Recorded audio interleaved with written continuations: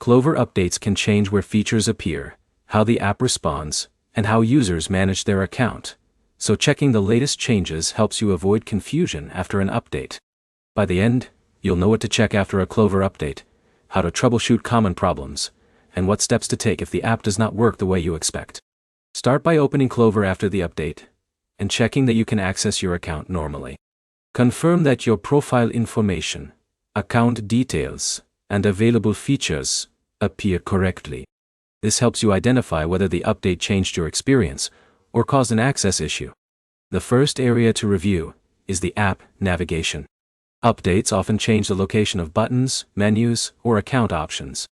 If a feature looks different, check the main screens and account sections before assuming it was removed. Next, review your notifications and device permissions. Klover relies on app settings to provide certain functions, and a phone update or app update can sometimes affect permissions. Open your phone settings and confirm that Klover has the access it needs. If you notice a problem after updating, start with basic troubleshooting. Fully close the app and reopen it. Check whether another update is available and restart your phone. These steps can resolve temporary issues caused by an incomplete update or app loading problem. If the issue continues, contact Klover support with specific details.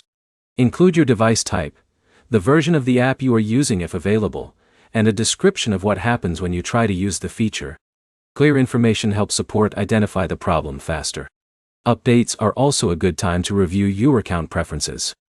Check your settings, notifications, and any connected information to make sure everything still matches how you want to use Klover. The key points are simple.